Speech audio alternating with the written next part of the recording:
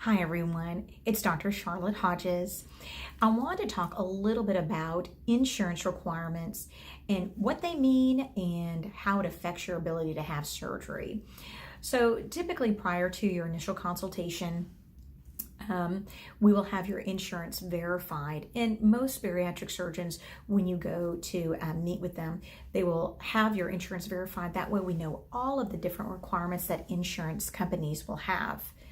As a general rule of thumb, you'll always need a nutritional evaluation and you'll always need a psychological evaluation. And certainly if you're having a revision surgery, you need to also have either an EGD, that's an upper endoscopy, where you put a camera down your mouth and it looks at your esophagus and stomach, and it kind of gives us the lay of the land.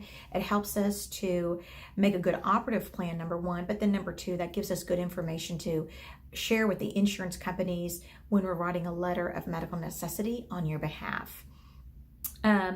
Also, if you're seeking a revision surgery, oftentimes we will need old records, either old operative reports or old follow-up records as well. Now, after your endoscopy, nutrition evaluation, and psych eval, some surgeons may or may not require the following. However, I do. We get a sleep study on you, cardiac stress test, and I always get lab work as well. Certainly if I see prior to your surgery that you're looking a little anemic, that does increase your risk for having complications after surgery, namely leak, infection, and stricture. Then you might get a little extra iron vitamin to take prior to surgery, and sometimes you might even get an iron infusion on the day of surgery as well.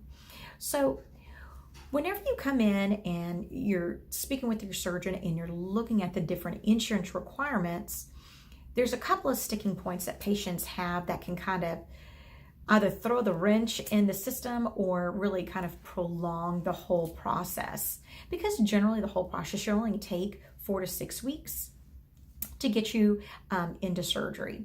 However, there are some insurance plans that will require you to do monthly nutritional visits. It's important for us to know, do those visits need to be cumulative or consecutive? Now, this is why it's important. If you have an insurance plan and it wants you to do 6 consecutive diet visits, that means if you come to have your initial consultation in August, that means August, September, October, November, December, January. That means you're probably not going to be having surgery until the following year because you wouldn't have met all of those insurance requirements. That's the downside. The upside is oftentimes we can use old medical records, depending on how the medical records read. We can sometimes use old medical records to serve as nutritional consultations. So for instance, if you've spoken with your primary care doctor, so your internist or family practice doctor, if you've seen a cardiologist, I've even had patients that have talked with their OB-GYNs who also serve as their PCP about diets. Maybe they've been put on different diet medication. Maybe they've actually seen another doctor just to do medical weight loss. Even if they've seen a chiropractor or a mid-level, so like a PA or a nurse practitioner, it's always good for us to try to get a copy of those notes because sometimes those notes can serve as nutritional counseling and they can meet that requirement for the insurance company. Anytime that we can try to take some time off of those requirements, that's really helpful. Another requirement that we sometimes will see are weight history. I actually have had sometimes whenever patients if they're fairly healthy, they just happen to be overweight. Sometimes they don't see a physician routinely, especially my young patients. And I have been able to submit photographs in certain time periods, and that's also served as a weight history for my patients. So it just depends on the plan. And for me, I'm like, it never hurts to try. I have had some patients that have asked, is there any way for us to get out of doing the weight history or doing the nutritional requirements? Typically, if they have the requirement of a weight history, it will not be waived. And typically, if you're going to have either a 90-day nutritional requirement or a 6-month or even a 12-month, those are generally not going to be waived.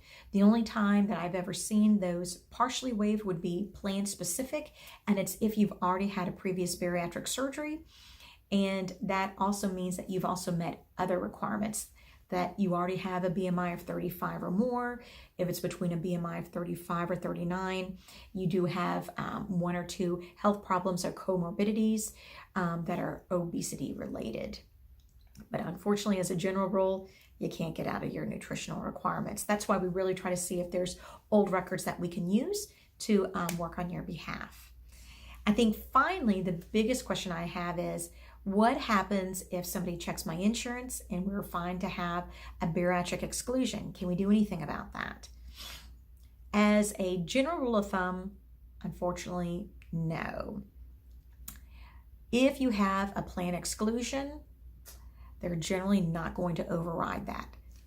However, there's always some exceptions. Certainly if your company has a self-funded plan, and you may or may not know that going in, that's certainly something that we can verify. Sometimes if it's a self-funded plan, we can actually go in and discuss your case with your human resources department.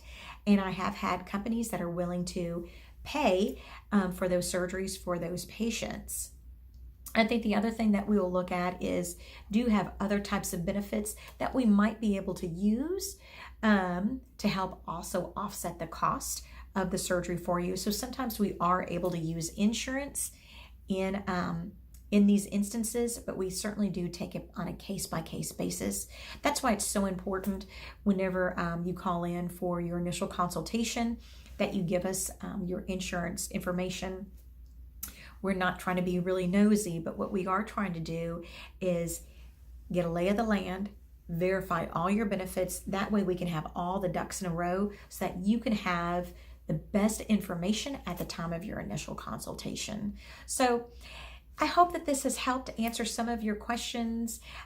Certainly, if you're looking into having weight loss surgery, I recommend that you go to a practice that does the majority of their cases in bariatric surgery. In my practice, probably 99% of the surgeries that I do are going to be bariatric. I try to handle all of my referrals in-house, knowing that you're working with a surgeon that knows what the insurance requirements are and that they have a set of referrals so that they can quickly get you in to get those requirements fulfilled, are going to help to expedite the whole surgery approval process. So I hope this helps. If you have any questions, you can always feel to email us or comment under this video. If you like this, give us a thumbs up. Feel free to share this with your friends, and don't forget to subscribe. Thanks so much.